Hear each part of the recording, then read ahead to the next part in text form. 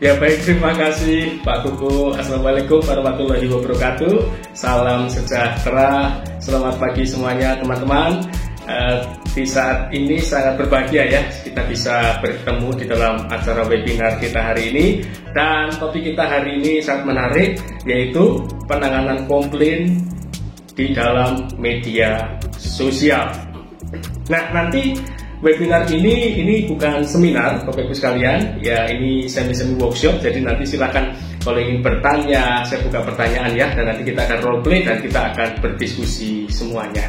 Baik, saya ingin share slide dulu ya, Bapak Ibu ya, sebentar. Nah, baik, topik kita hari ini sangat menarik, yaitu teknik penanganan komplain di media sosial.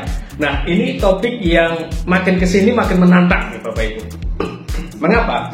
Karena teknik penanganan komplain, menangani komplain sendiri itu suatu tantangan yang luar biasa buat kita yang bergerak di rumah sakit. Satu. Lalu yang kedua, bukan hanya penanganan komplain, tetapi penanganan komplain di media sosial. Wah, itu luar biasa menantang ya. Nanti kita akan berdiskusi bersama-sama. Nah, di sini telah hadir teman-teman sekalian, ada divisi Humas, lalu ada apa lagi Pak Kuku? Selain Humas, Pak Kuku. Baik, Bapak Ibu Direktur dan lain sebagainya ya. Dan tentu saja banyak menangani komplain, nah, dan banyak bertemu dengan pasien-pasien yang komplain seperti itu ya. Baik, nah ini topik kita yang akan kita diskusikan hari ini. Namun hari ini penanganan komplainnya saya persempit, yaitu di dalam media sosial. Nah, ini sangat penting Bapak Ibu sekalian, karena kalau kita lihat data dari Hootsuite ya dan We Are Social, kita lihat ini adalah penggunaan media sosial di Indonesia.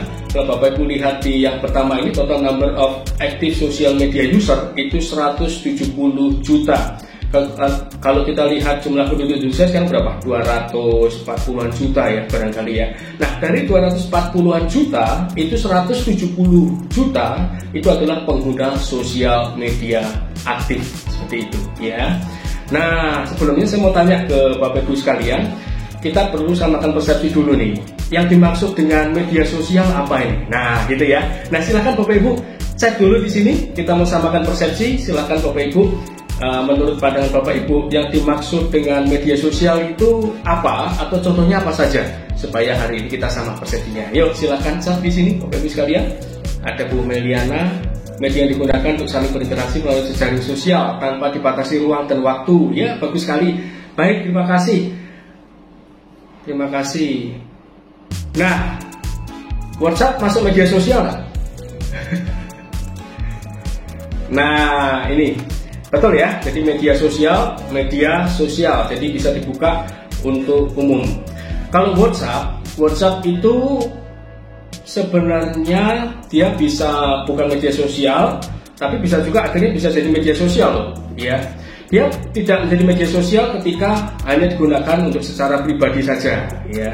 Misalkan saya dengan Pak Rohmat Udin, ya saya WA secara pribadi gitu ya. Nah, itu bukan media sosial. Tetapi pada perkembangannya WhatsApp pun sekarang ada grup WhatsApp, ya grup WhatsApp di mana itu bisa tersebar luas dan akhirnya juga disebarkan juga di media sosial yang lain seperti itu ya.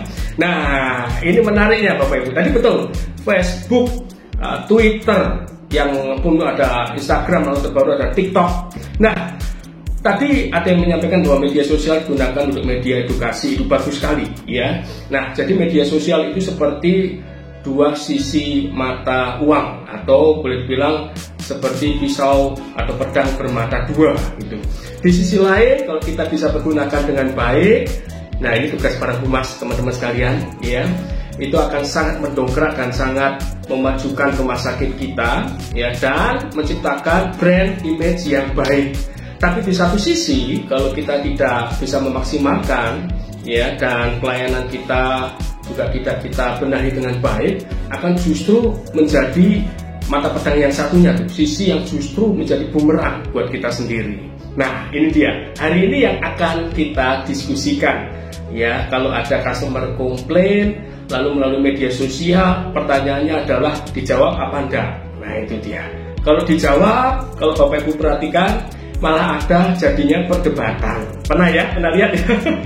Kalau dijawab jadinya malah perdebatan, ini makin panas, kita bagian humas ya atau adminnya tuh emosi juga, wah maki-makian di situ. Nah kalau sudah ini yang terjadi, yang rusak itu kadang-kadang bukan citra customernya, tapi citra rumah sakitnya. Nah itu ya, persoalannya adalah karena Bapak Ibu ketika menggunakan media sosial itu pasti mewakili rumah sakit. Nah ini dia, ini tantangannya, ini yang akan kita diskusikan hari ini ya. Baik, kita sudah sepakat media sosial itu apa, ya, kita akan masuk. Nah pengguna media sosial itu Bapak Ibu perhatikan, ini survei tahun 2021 Januari ya, jadi masih sangat update lah ya. 170 juta warga negara Indonesia yang menggunakan media sosial, bukan hanya menggunakan saja, tetapi secara aktif Bapak Ibu ya. Nah ini coba perhatikan yang hijau ini, artinya pengguna media sosial di Indonesia itu sudah persentasenya 61,8% dibandingkan seluruh jumlah warga atau masyarakat Indonesia. Besar nggak? Besar Bapak Ibu sekalian ya. Dan ini ada penambahan tahunan ya, penambahan dibanding tahun lalu itu ada penjumlahan 6,3% pengguna sosial media aktif, artinya sebesar 10 juta. Nah kalau setiap tahun bertambah tentu saja ya, kita ibaratnya setiap tahun juga pasti akan bertambah, gambarannya kurang lebih 10 juta, malah semakin banyak. Nah yang menarik ini Bapak Ibu, yang warna pink ini perhatikan, ini adalah number of social media users accessing via mobile phone. Nah dari 170 juta itu 168,5 jutanya itu mengakses media sosial dari mobile phone. Nah itu dia, artinya sebesar berapa? 99,1% Bapak Ibu. Implikasinya apa? Bapak Ibu bayangkan kalau kita zaman dulu ya, tahun 2000-an ya, sebelum smartphone ini, sebelum banyak ya smartphone ya, orang hanya membutuhkan ke warnet waktu itu, betul ya Bapak Ibu ya, kalau mau akses Friendster zaman dulu ya atau Facebook itu paling ke warnet. Nah kalau ke warnet itu artinya dia pulang ke rumah, dia nggak aktif lagi media sosial, ke warnet pun jarang, betul ya. Tapi Bapak Ibu perhatikan, dari 170 juta ini yang menggunakan mobile phone itu 168,5 juta atau 99,1%. Mereka pakai mobile phone. Bapak Ibu, penekanannya adalah mobile phone itu sesuatu yang dibawa sehari-hari setiap saat, pagi siang malam sehari-hari dibawa.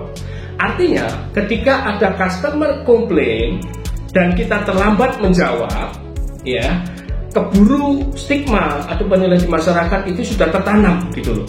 Atau yang kedua, kalau komplain terus menyerang rumah sakit kita di media sosial terus, maka yang terjadi apa? Orang baca terus, brand itu terbentuk. Perhatikan Bapak Ibu sekalian, brand itu terbentuk kalau saat ini ya sudah terjadi disruption. Kalau zaman dulu brand bagus apa enggak, orang nyoba dulu, datang dulu ke rumah sakit nyaman enggak, sekarang enggak perlu nyoba.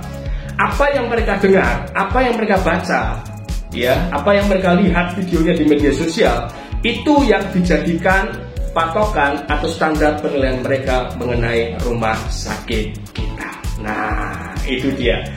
Ya, nah ini penekanannya. Oleh karena itu, penting sekali penanganan komplain melalui media sosial, Bapak Ibu sekalian. Faktanya adalah banyak rumah sakit itu justru brandnya jadi jelek hanya gara-gara ada yang komplain lalu tidak tertangani dengan baik, atau kalau toh dijawab nanti malah terjadi perdebatan. Nah, jadi penanganan komplain di media sosial itu sama seperti perempuan cantik. Nah, itu dia, ya. Dan sama seperti perempuan jelek. Nah, di sini tidak ada yang tersinggung kan? Saya lihat cantik-cantik nih yang perempuannya, kecuali yang laki-laki ya. Nah, perempuan jelek itu serba salah, Bapak Ibu. Ya, ini tidak ada yang jelek ya, serba salah. Ini hanya bersangka. Salahnya gini, kalau dia judes sekarang, udah jelek, judes gitu ya. Tapi kalau orang mah, hei Pak, mari Pak, selamat pagi, dikatain juga Pak. Sok cantik kamunya, serba salah ya. Hanya bercanda ya, karena di sini cantik semua ini. Nah, menangani komplain juga sama, Bapak Ibu ya. Baik, di sini ya kita ketemu benang merahnya. Lalu slide selanjutnya, mari kita perhatikan. Nah, penggunanya siapa, Bapak Ibu? Nah, ini yang perlu kita camkan. Nah, Yang paling besar ini adalah usia 18 sampai 24, itu 14%. Ini yang perempuan, ini laki-laki. Kuning perempuan, merah laki-laki. 14,8% dan 15,9%. Dan usia 25 sampai 34 tahun itu 14,8% yang perempuan dan laki-laki 19,3%. Sisanya yang usia lebih senior itu jauh lebih sedikit. Nah, ini perhatikan. Karena ini adalah gambaran dari dengan siapa Bapak Ibu sekalian hadapi. Jadi pendekatannya harus tepat. Nah, tidak bisa lagi dengan pendekatan cara-cara dulu. Cara-cara lama sudah tidak bisa lagi, tidak efektif. Nah, ini dia. Ya, yuk kita lihat. Nah, ini yang saya lingkari Bapak Ibu. Bapak Ibu sekalian, perhatikan, Bapak Ibu boleh catat. Ini adalah kalau dijumlahkan dari total pengguna tadi, dari 170 juta pengguna media sosial tadi, bayangkan 64,8%-nya adalah milenial. Ini yang paling banyak. Artinya yang komplain di media sosial rumah sakit Bapak Ibu itu ya ini kan gambaran sekitar 50-60% itu kaum milenial. Bapak Ibu bayangkan usianya muda 18 tahun sampai 34 tahun. Ini dulu. Yuk kita lihat psikologi milenial seperti apa. Nah, ini saya agak lama di sini. 64,8% adalah milenial. Jadi inilah kaum yang paling banyak Bapak Ibu tangani atau hadapi. Bahkan rata-rata dari Bapak Ibu juga ada yang milenial ya. Yuk kita akan lanjutkan. Ini hanya preview saja. Nah, siapakah milenial itu? Kalau kita lihat ya ini bahkan bukan generasi X lagi loh. Ya, ini masih mending. Ini generasi Y dan generasi Z. Nah, bukan X, Y, Z lagi, tapi Y dan generasi Z. Ini umur 20-an dan 22 sampai 30 tahun. Nah, kuncinya Bapak Ibu harus tahu pemetaan rata-rata memang ini yang menggunakan, ya. Oke, baik. Nah, ini kita harus tahu nih dengan siapa yang kita hadapi dan temui. Nah, oke. Nanti saya akan lanjutkan lebih lanjut lagi ya, bagaimana psikologi Gen Y dan Gen Z dan bagaimana cara kita menjawabnya. Jangan sampai nanti kita salah menjawab.